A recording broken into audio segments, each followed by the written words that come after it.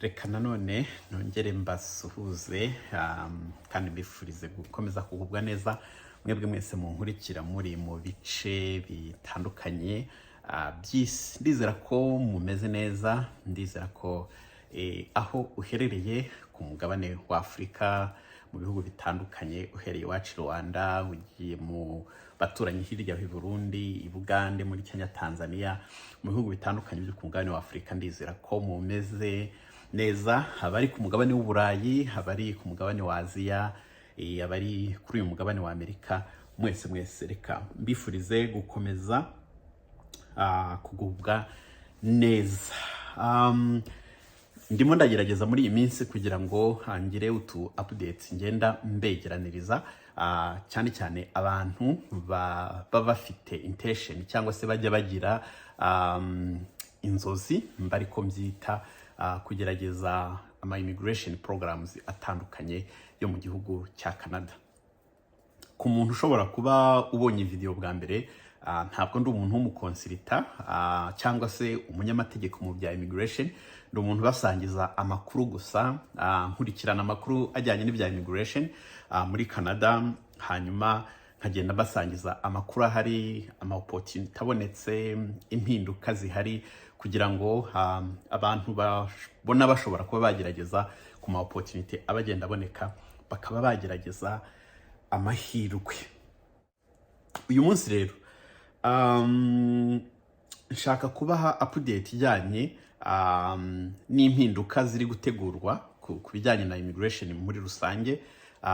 Impinduka zishobora kuba nziza cyangwa se ntizibe nziza bitewe na kategori y'umuntu. Canada buri mwaka muri uku kwezi kwa 10 cyangwa se intangiriro z'ukwa 11 itangaza intego, target cyangwa se goals y'imibare y'aba immigrant cyangwa se abanyamahanga bashaka kwinjiza mu gihugu by'umwaka uzakurikirana. Ukuvuga ko muri uku kwezi turimo dusoza bashobora kuzadutangariza imibare bateganya y'abanyamahanga bazakira mu gihugu mu byiciro bitandukanye. Nabibutsa kandi ko hariho target y'imibare y'abanyamahanga bazinjira mu gihugu kugeza muri 2027, ariko buri mwaka n'ubundi bararivayizinga, bashobora kuba bagira icyo bahinduraho, idabongera imibare bari barapanze cyangwa se bakayigabanya, noneho bakabitangaza buri mwaka. So muri uku kwezi kwa 10 rero turaza kubona iyo mibare, tumenye target y'umwaka utaha mu byiciro bitandukanye. Ubwo tuba tuvugamo imibare leta izemerera nk'ama province ku bya provincial nomination ishobora gutanga. Ubwo ndabibutsa ko federal government niyo igenga ibintu byose, hanyuma igakora target y'imibare runaka, noneho buri province ikayigenera, ikavuga ati yenda reka dufate intara ya Saskatchewan tuyihe ko izakira ishobora kwakira abantu binyuze muri provincial nomination yenda 300,000 n'urugero, ikabaha uwo ni wo mubare province itagomba kurenza. Ikababwira ati abanyeshuri ntabwo muzarenza 100,000 muri uriya mwaka uje. Ikavuga ati temporary foreign workers, abantu baza kuri work permit, ntimuzarenza 50,000 n'urugero. Izo ni ingero ndimo ntanga. Hanyuma rero intara yo ikipanga ikurikije needs, ikurikije amasegiteri akeneyemo abantu, ikurikije population yabo uko ingana, noneho igakoresha ya mibare ikagenda iseregitinga abantu ikurikije abo ikeneye. Nuko kuntu bigenda. Leta rero buri mwaka ikora izo target, hanyuma buri province ikagenera imibare runaka mu byiciro bitandukanye. Ayo niyo makuru dutegereje. Mbibutse ko hariho intego yo kugenda bagabanya umubare w'abantu binjira mu gihugu buhoro buhoro, ku buryo basitabilizinga population growth kugeza muri 2027, ku buryo abantu baba bari mu gihugu b'abanyamahanga batagomba kurenga 5% by'abaturage bari mu gihugu. Ubu ngubu population ya Canada biri kuri miliyoni ngira ngo nka 41, ni ukuvuga ko 5% y'abanyamahanga ntabwo igomba kurenga mu byiciro bitandukanye. Hanyuma rero icyo nkivuyeho, hariho ikintu bita backlog. Ni ukuvuga ngo amadosiye y'abantu basabye amaviza yo kuza gusura, abantu yenda babonye utuzi bategereje ama work permit, abantu bari mu gihugu yenda barangije kwiga bagatangira yenda amaprocess yo kubona nka permanent residence, abantu bari hano bakoze sponsorship ku bantu babo, ku badependent babo, yida umugore se, abana, abantu basabye ubuhungiro, tuvuge baje hano mu gihugu bagahitamo gusaba ubuhungiro bavuye mu bihugu bitandukanye. Imibare ni myinshi cyane. Noneho habayeho n'ikintu cy'abanyeshuri, ngira ngo muherutse kumva inkubiri y'abanyeshuri, kubera impinduka leta yashyize mu bijyanye n'uburyo umunyeshuri azajya arangiza kwiga kugira ngo yemererwe gukora uko bizajya bigenda. Bitari bisanzwe mbere byari byoroshye, warigaga ugasoza hanyuma bakaguha post graduate work permit, ugahita ushaka akazi ugakora bitewe n'intara, ukaba wabona nomination either nyuma y'amezi 3 se nyuma y'umwaka. Ubu bashyizeho izindi mpinduka nyine zisa n'izigoye zo kwerimina abantu. Urugero, nubwo uzaba usoje amashuri ugomba kubanza ugakora ururimi rw'icyongereza cyangwa igifaransa, ukabona level runaka leta ishaka kugira ngo ushobore kuba eligible kuba wabona a post graduate work permit. Bashyizeho ko umuntu mbere wazaga kwiga level yose waba urimo wigamo, nimba wari ufite umugore cyangwa umugabo, ukaba wamuhesha kubona open work permit, akaba yaza agakora kugira ngo agusupportinge mu gihe uri kwiga, kuko umunyeshuri aba yemerewe kwiga amasaha aba yemerewe gukora amasaha atarenze 20 n'urugero mu cyumweru. Ibyo rero barabihinduye kuko umuntu ubyemerewe ubu ngubu ni umuntu uje kwiga masters, kandi akaba aje gufata program itari munsi y'amezi 18 cyangwa se PhD, donc any program iri hejuru ya bachelor's degree, kandi umuntu akaba agiye kwifata amezi atari munsi ya 18, nibwo bwonyine ushobora kwemererwa ko umupartner wawe, umugore wawe, umugabo wawe ashobora kuba yasaba work permit, akaza agashobora kuba yashaka akazi agakora mu gihe ari kugusupportinga urimo wiga, cyane ko amashuri ya hano abahenze cyane. So nuko kuntu rero babigenje, bivuze ko byagiye birimita nk'umuntu uje kwiga ikintu cy'imyaka 2 undergraduate nko muri college n'urugero. Mu by'ukuri ntabwo umuntu wawe ashobora kuza, ibyo ngibyo babikuye. Ibyo rero byatiye abantu ubwoba, bituma banibaza ko hari bizanabagora nibarangiza kwiga kugira ngo bashobore kubona uko baguma mu gihugu, kuko ntekereza ko muri rusange nka 80% umuntu uje kwiga ntekereza abanatekereza kuzashakisha uburyo ashobora kubona ibyangombwa, akaba yashaka uko ahahira hano mu gihe runaka, yenda akazongera akisubirira mu rugo intego ye yashakaga ayigezeho. Majority ntekereza ko ariko biba bimeze. So abantu rero bumvise bishobora kuzabagora, bahisemo kureka ishuri baridekarara. Systeme ya Canada ukuntu navuga ku ruhande rumwe bishobora kuba beneficial ku bantu bamwe na bamwe, ariko ku rundi ruhande bishobora gutuma systeme nayo igira ikibazo. No kuvuga ko umuntu wese watse ubuhungiro, kuko Canada ni igihugu cyemera ko umuntu wese urimo ugishakamo umutekano, uvuga ati wacu merewe nabi, ndumva nshaka protection hano, barakwakira. Ntabwo usaba ngo bahite baguhakanira, barakwakira, dosiye yawe bakayakira, hanyuma bakaguha work permit, icyangombwa kikwemerera gukora. Ushobora gukora, ushobora kwiga. Ntabwo nibuka neza nimba akantu ko kwiga bakigashyiramo. Ushobora gukora mu gihe bari kwiga kuri dosiye yawe, ukazagira ibihe byo kuzisobanura, wazagira amahirwe dosiye igacamo, bakakwemera, bakaguha permanent residence. Byakwanga ushobora kwapiringa, bakongera bakakongera indi myaka, cyane cyane ko muri ibi bihe bisigaye binatinda, kugira ngo dosiye yawe izarangire bisigaye bitinda cyane, bayifateho umwanzuro. Icyo ni ikintu cyiza navuga ku ruhande rumwe, kubera ko umuntu widekaraye ntabwo ari nk'ibindi bihugu ujya muri process gutegereza ko uzabona icyangombwa kikwemera gukora. Hano navuga ko ari nka automatique, ntigihita kiza uwo munsi, ariko mu mezi makeya ushobora kugira amahirwe ukabona baguha icyangombwa kikwemerera gukora, ukaba umuturage nk'abandi, ukivuza nk'abandi, ukajya ku kazi, ugatanga imisoro, ukagisesinga serivisi zitandukanye nk'umuturage nk'abandi mu gihe bakiri kwiga dosiye yawe. So abantu benshi rero urumva nk'umunyeshuri wari usanzwe wemerewe gukora amasaha 20 gusa, mu by'ukuri ni makeya. Hakaba n'igihe abakoresha benshi badashobora kwemera guha akazi abanyeshuri, kuko baba bashaka umuntu uboneka amasaha menshi bazabyaza umusaruro. So bityo rero bikaba byaba n'imbogamizi, kuko uba wemerewe gukora amasaha 20 gusa, bishobora gutuma ubura n'akazi. Ibyo ngibyo birashoboka cyane. Umuntu rero yabibara akavuga ati reka muteke ngerageza amahirwe ndebe, ningira amahirwe bizacamo. Abanyeshuri benshi baridekaraye umubare munini cyane, munini pe. Hanyuma rero hakiyongeraho na za application zindi nayo ndimo mvuga, abashaka kuza gusura, abafite akazi bari hanze ya Canada bashaka work permit, abakoze sponsorship ku miryango yabo, mu byiciro bitandukanye. Izo application zose zirahari. So ubu ngubu bavuga ko hari applications zirenga miliyoni 2 muri system ya immigration zitaraba processed. Ubwo ngira ngo yenda n'abantu bigeze kumbwira ko hashize igihe kinini nta kintu barumva, barasabye amaviza. Niyo mpamvu harimo application zirenga miliyoni 2 batarakoraho, cyo twita backlog. Hanyuma rero hariho impungenge muri iyi minsi ko bashobora kuzakansoringa ama application runaka, bakavuga ati abantu baprayinze guhera iki gihe gusubira inyuma turabikansorinze byose, abantu bazongera batangire kugira ngo bari setting system. Kubera ko birasa nkaho ni nkuko mbyibaza, ntabwo nibaza ko ayo applications zashobora kuya processinga ngo bikunde, niko mbitekereza. Bivugwa ko mu mwaka wa 2012 higezeho kubaho ibintu nk'ibi ngibi, bari bafite ama applications maybe ibihumbi nka 800 cyangwa 900, kandi bafite n'abakozi bakeya, bahitamo gukansoringa ama applications yose yarakiri muri systeme, bari settinga system batangira bushya.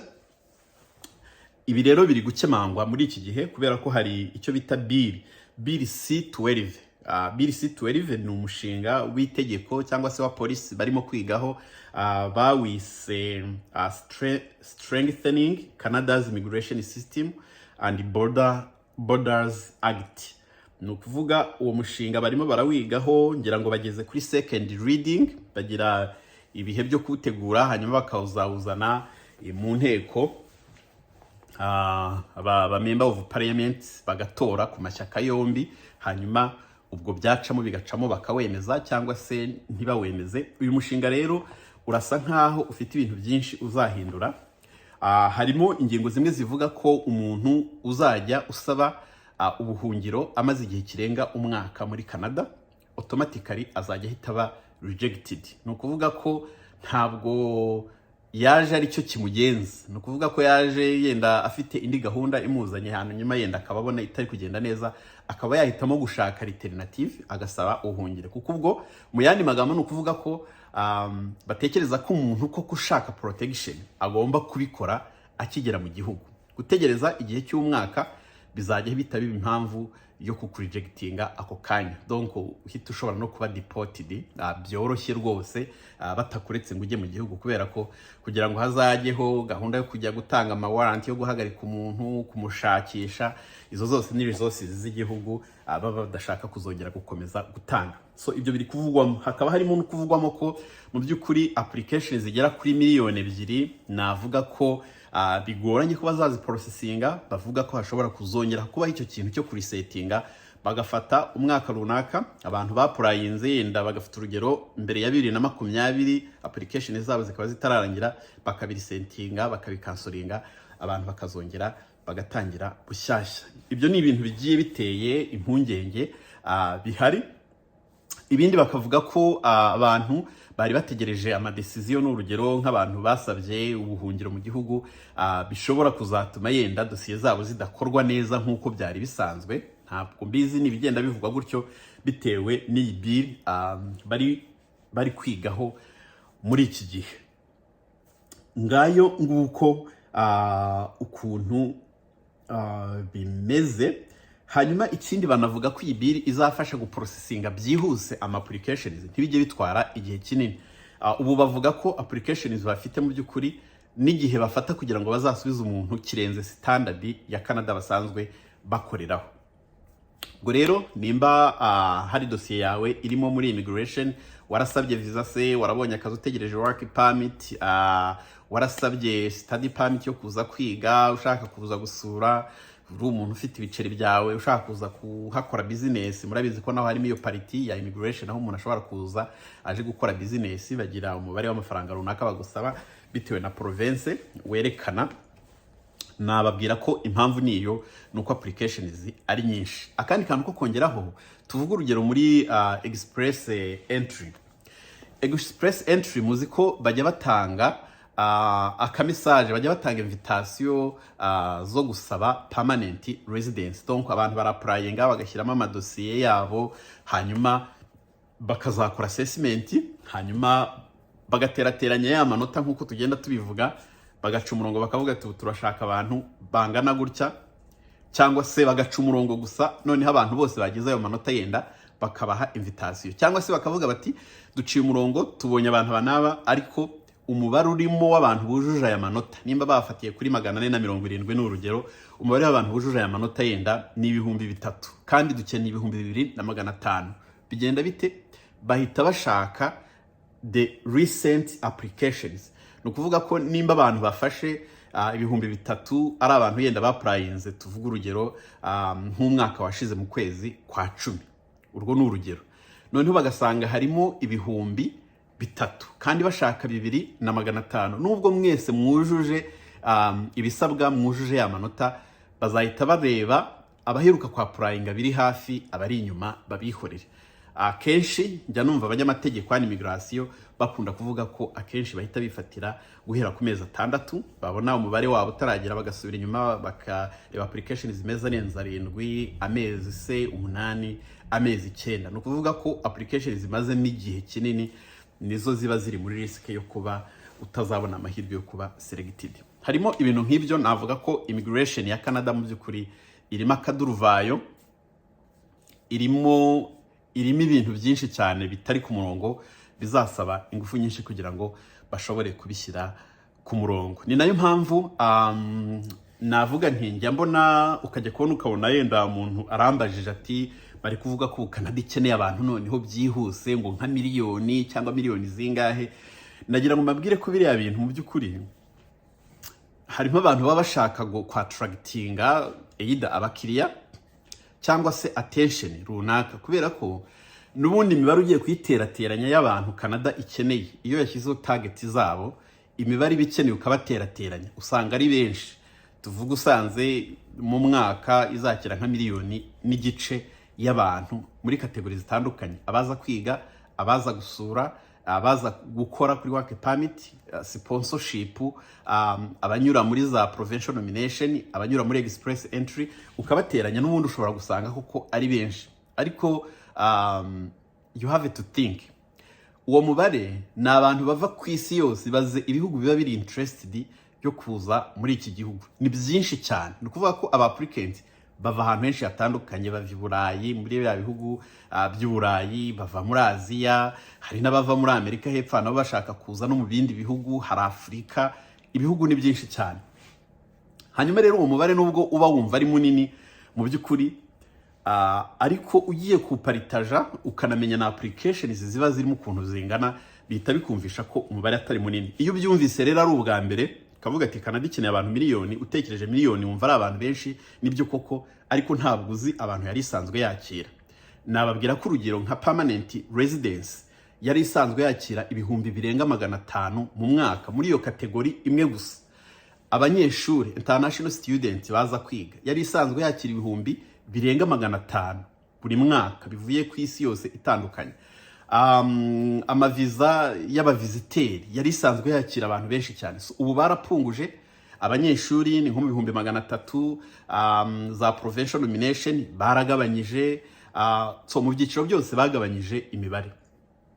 Ntabwo bahagaritse, hari abazumva bavuga ko yafunze imiryango, ariko imibare yaragabanutse ku buryo navuga ko hari igihe twisanga twebwe abantu duturuka nko mu bihugu bya Afurika bimwe na bimwe tutari aba potential candidates bo kuba baselected mu maporogaramu runaka. Urugero, turacyafite ikibazo cy'ururimi buriya, kubera yenda ntabwo nzi nimba ari education yacu, cyangwa se n'impinduka muri education. Murabizi ko education yacu ihora isa nk'ihindagurika, ntabwo iraba stable neza ku buryo ibintu biba biri ku murongo neza.